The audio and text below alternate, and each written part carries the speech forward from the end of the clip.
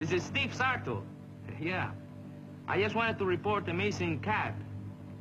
And I believe I can tell you the guy's address where you'll find it. I tell you, I never stole a cab in my life. All I know is Steve Soto, the driver, signed a charge that you stole his cab. And he's got two officers who allege they seen you in said cab. It's a frame-up. He can't get away with it. I'll have him arrested. I'll expose him for impersonating a king. Well, if it ain't Nifty. It's a small world. Oh, fellas. Gee, you look terrible. I knew I could count on you guys. I've been framed by Nina and that screwball taxi jockey. I knew you'd get me out of here. I never struck a policeman in my life. Nobody hit that pounder. Was it our fault he tripped over my foot while he was chasing Nifty? Maybe we did push him a little. It's all Nina's fault. I'll never look at another woman again as long as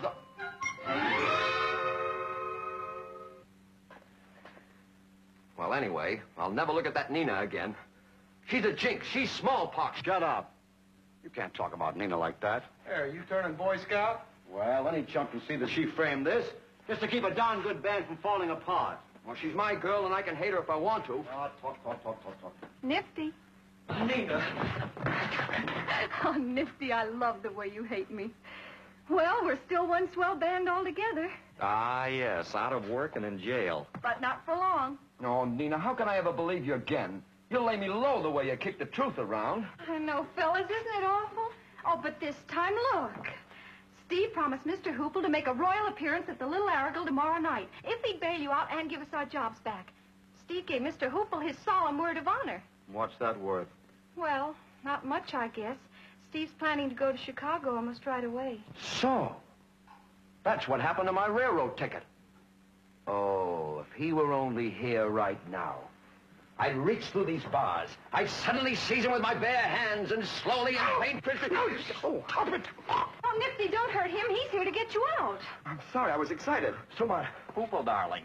You know, this is the first time I've been in jail since Prohibition. We'll make you proud of us, Mr. Hoople. Yes, we will. Thank you, Now, wait a minute, boys. Don't thank me. Thank him. Hi, Nifty. He is a great fellow. He has put up your jail money. That's the sweetest thing I ever heard. I had a sweet reason. Can I level with you, Nifty? Oh, sure. It's that slippery-heeled Steve that I've never been able to catch up with. Opal's been talking that she's going to Chicago with him. Very interesting. Listen, chum, let me give you a little tip about... Nifty, he means don't let it toss you. There's other fish in the sea. Not like Opal. She's the one that made a gentleman out of me. She's a vulture for culture. Opal is. So?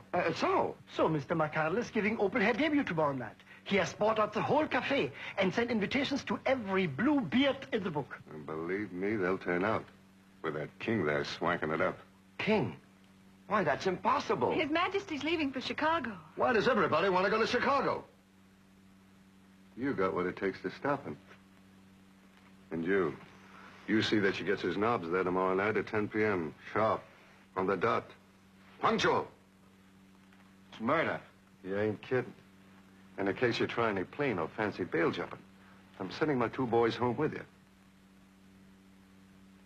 To tuck you in.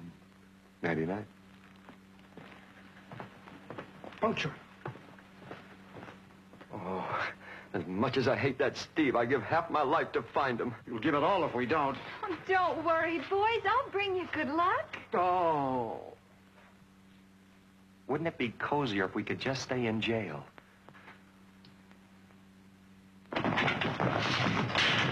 Sorry, gents. We're closed for the night. I think.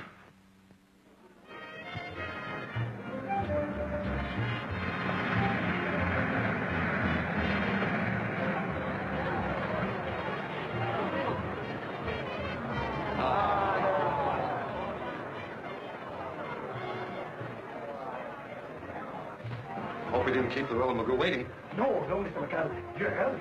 I'm early. You mean he's late? Don't I know it? Every time I watch Dix's Blues me, why, I've gone to enough trouble here for a coronation. It might turn out to be a cremation.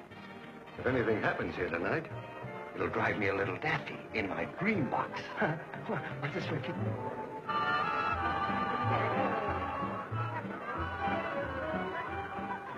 I wonder what could be detaining Nina.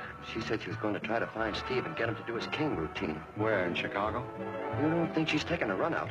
Wouldn't we all if we could?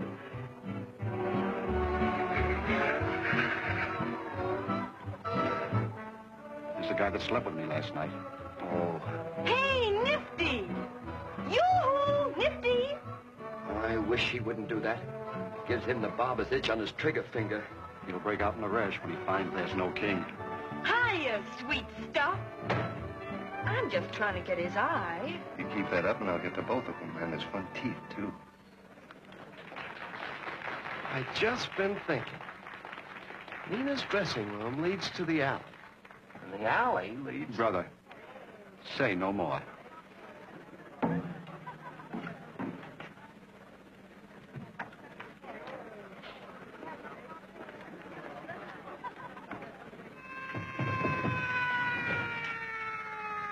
Did you ever notice how many police there are in this town? Well, maybe it's good to have a lot around. In a way, they protect you. Yeah, but suppose they suddenly turn against you. He means for trying to jump bail. The spot I'm in right now, that's about as serious as parking next to a fire plug. Here I go. Hello, boys. Did you miss me? Well, I got him here, and we had a police escort all the way.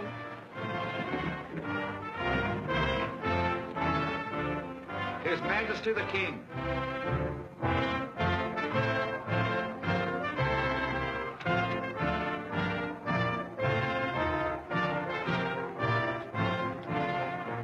Right this minute, I could almost kiss that Cronus Balonus. But the strangest thing is, he's not a fake. He's really King Stefan. What? It's true. I just had dinner with him. He lives in a regular palace on the avenue. No, I suspected it all the time. Film. My very dear ladies and gentlemen, since my last visit to this charming little rendezvous, I have driven for many miles over your beautiful streets. I have mingled almost continuously with the populace, and I have made your homes my home. Believe me, I have learned to love you. If you could only look into my heart, you would know. You would know how close I have been to so many of you. How can you help loving a swell little guy like that? You just come. My great emotional nature prevents me from saying more, except that when I leave this beautiful city, I shall take with me something more than just a mere memory. You may sit. The servants seem to be enjoying themselves. We'll kill him in Chicago with this fancy haberdashery. Not this one. This is the king's favorite uniform. You see, Bobo, this is butler. And he was just letting me use the house and the royal equipment while His Majesty was in South America. Shall we? What if this real king shows up all of a sudden? That would be very ungood. Dig that, will you? Prince Charming is surely charming Goldilocks tonight. Honey, remember the pearls I was going to give you and they got stole on me? Well, this royal little guy had his prime stooge give me the crown pearls for only a G note. Oh, that's nothing.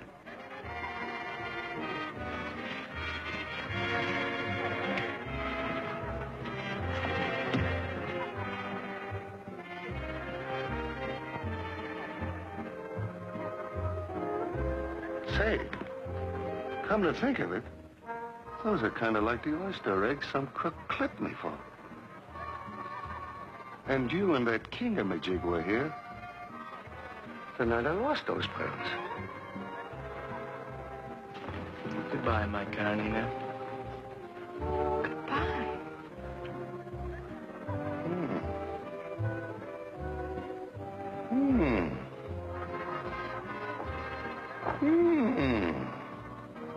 Mentalizing it all over, he is a dead ringer for that taxi cutie, Steve. We better hurry up, Steve. Say, where is everybody? Chicago.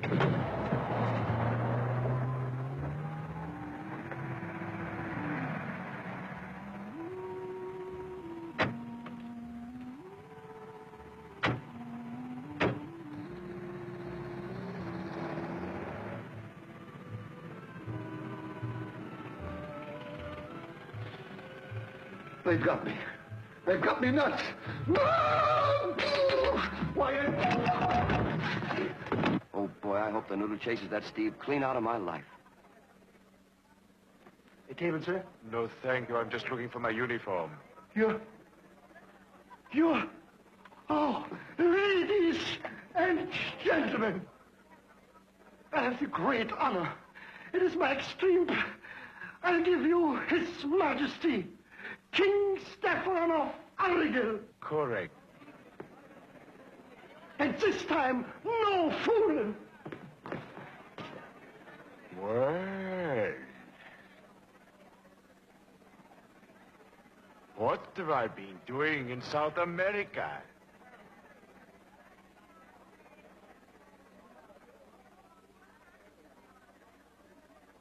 Oh, brother. Here we go again. Boogie woogie conga, come on all you have cats. Take the latest that's breaking up the nation. Here's a chance to show off, satisfy your ego. Give your blues a blow off, take me mi amigo. Thanks for giving us a cab, Steve. How can you help but love a sweet little guy like that? You just can't. Boogie woogie conga, singer of a